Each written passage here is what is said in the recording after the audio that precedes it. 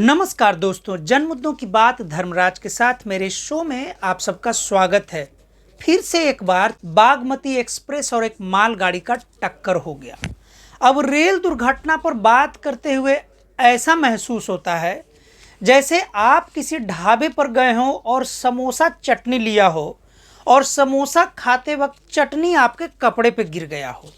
भारत में जिस स्पीड में रेल दुर्घटनाएं हो रही हैं, उस रेल दुर्घटना पर तंज कसते हुए उत्तर प्रदेश के पूर्व मुख्यमंत्री और समाजवादी पार्टी के राष्ट्रीय नेता यानी प्रमुख ने सही ही कहा है कि ऐसा लगता है कि रेल दुर्घटना का मुकाबला भारत में पेपर लीक से हो गया है।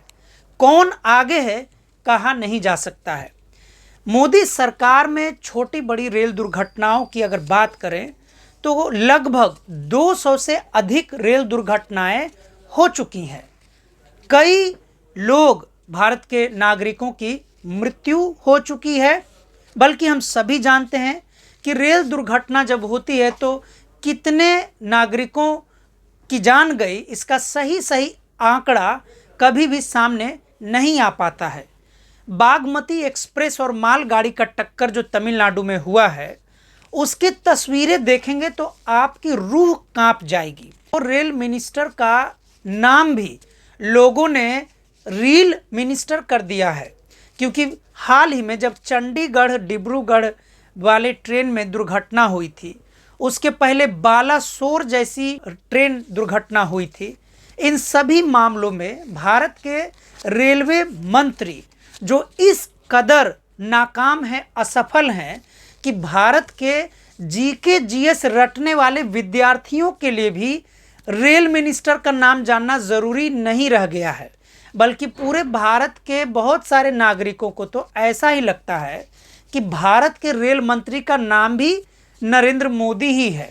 नरेंद्र मोदी की सरकार जब 2014 में केंद्र में बनी थी तो वहाँ मूल नारा दिया गया था, यानी प्रधानमंत्री नरेंद्र मोदी अपने भाषण में अक्सर कहते थे कि मिनिमम गवर्नमेंट और मैक्सिमम गवर्नेंस, यानी कम से कम सरकार और अधिक से अधिक शासन। सरकार की हालत तो आप ट्रेन दुर्घटना में देख ही रहे हैं, और शासन की हालत जो बची खुची है वो रेल मिनिस्टर से देख रहे हैं। यानी कि जिस देश में रेलवे मिनिस्टर को रेल मिनिस्टर कहा जाने लगे, वहाँ पर आप समझ सकते हैं कि उस रेलवे मिनिस्टर की छवि अपने ही देश के नागरिकों के मन में क्या है।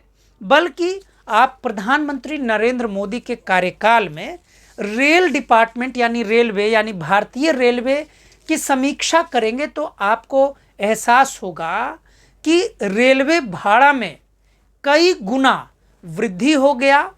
इतने प्रकार से टिकट कटते हैं कि कभी उसमें डायनेमिक फेयर हो जाता है, कभी प्रीमियम फेयर हो जाता है, और साधारण टिकट मिलने में तो इतनी परेशानी होती है कि जिसका जिक्र करने के लिए मुझे 1 घंटा कम से कम चाहिए।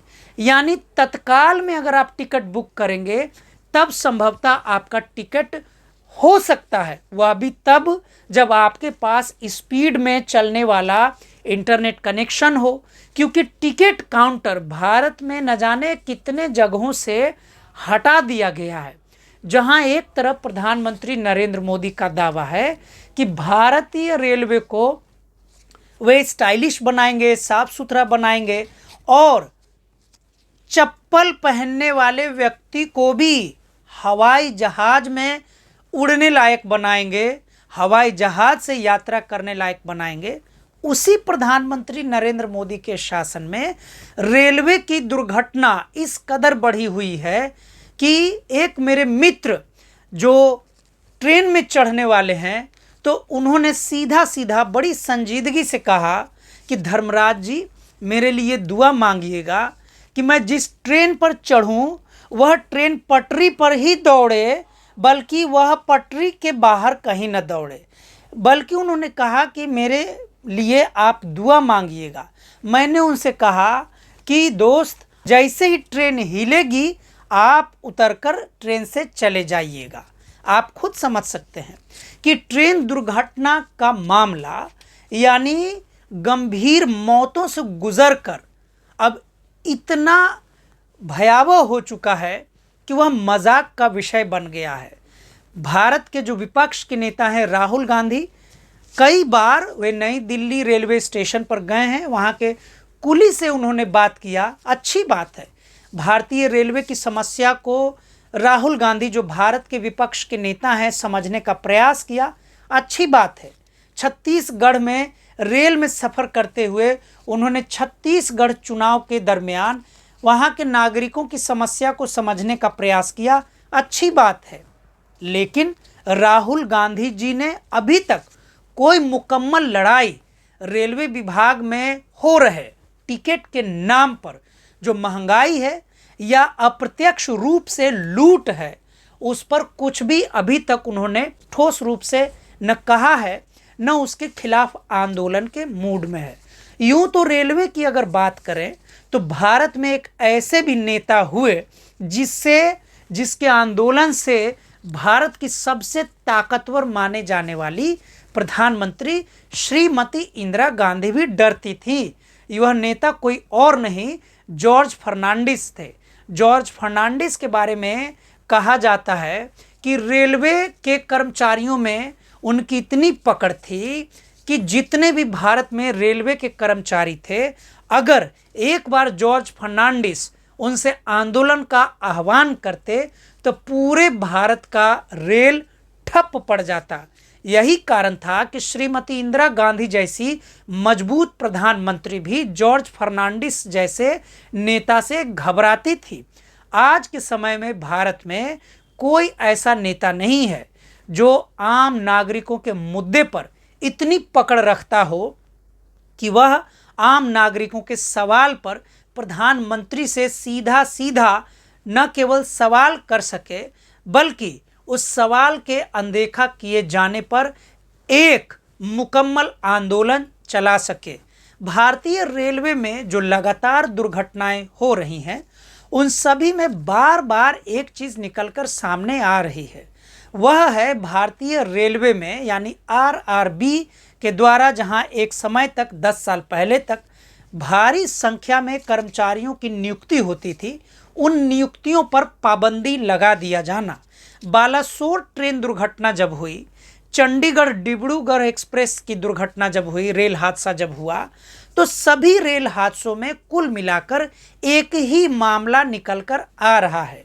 वह यह है कि उन ट्रेनों में सफ़र पर ड्राइवर जो तैनात हैं, जो ड्यूटी पर हैं, उनको इतना अधिक ड्यूटी दिया जा रहा है कि 8-8 घंटे की ड्यूटी, जिस एक ड्राइवर को 8 घंटे की ड्यूटी करनी है, वह ड्राइवर ओवर टाइम करने को मजबूर है।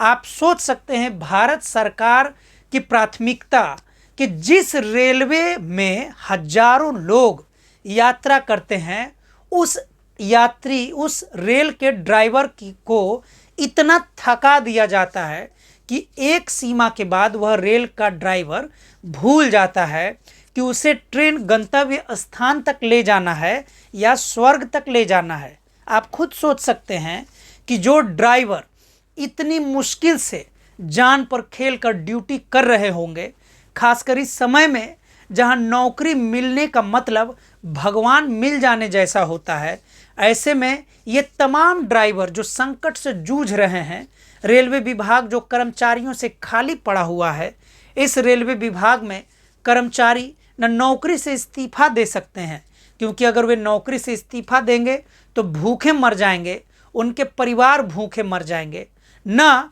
वे यात्रियों की जान बचाने के लिए ठीक से ड्यूटी कर पा रहे हैं। क्योंकि कोई भी व्यक्ति अगर स्वस्थ रहकर ड्यूटी करना चाहता है तो उसे 8 घंटे की ड्यूटी और कुछ आराम का वक्त भी चाहिए, जहां वह मानसिक रूप से और फिजिकली यानी शारीरिक रूप से भी स्वस्थ रह सके। प्रधानमंत्री नरेंद्र मोदी के कार्यकाल में जितनी भी रेल हादसा, रेल दुर्घटनाएं हुई हैं, इन सभी के जिम्मेदार भारत के रेल मिनिस्टर कम है।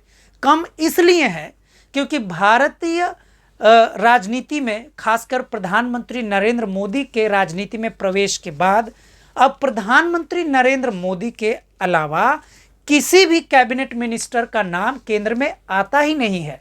किसान आंदोलन के समय में भारत के नागरिकों को शायद ही पता था कि आखिर भारत में कोई कृषि मंत्री भी है। ऐसे ही रेल मंत्रालय में मामला है। हालांकि रेल मंत्री का इस्तीफा अभी तक नहीं हुआ है। जितने भी रेल दुर्घटनाएं हुई हैं वह महज एक बयानबाजी तक सीमित हो गया है।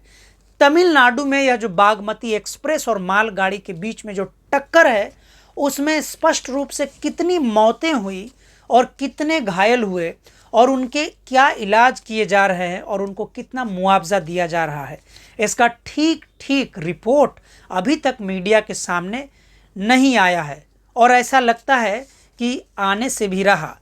प्रधानमंत्री नरेंद्र मोदी के कार्यकाल में अब तो साफ साफ ऐसा लगने लगा है कि ट्रेन का टिकट लेने का मतलब ही है स्वर्ग का टिकट कटा लेना। बहरहाल प्रधानमंत्री नरेंद्र मोदी आम नागरिकों की बात करने का हवाला अपने लंबे चौड़े भाषणों में तो देते हैं, लेकिन सच्चाई पूरे भारत के सामने है। जहां पर उनके हर 100 दिन में अपने काम का ब्यौरा प्रस्तुत करने का नाटक चलता है, उसी भारत में ऐसी दुर्घटनाएं हो रही हैं और उन दुर्घटनाओं को रोकने के लिए सरकार कोई प्रयास नहीं कर रही है। इसी के साथ मैं आज का यह संवाद समाप्त करता हूं। अगर आपको मेरा चैनल दैनिक अम्बेडकर अच्छा लगता है तो आप इसे सब्सक्राइब करें, लाइक करें, शेयर करें। इसी के साथ हम आपसे मिलेंगे किसी अगले मुद्दे पर। तब तक के लिए शुक्रिया, धन्यवाद।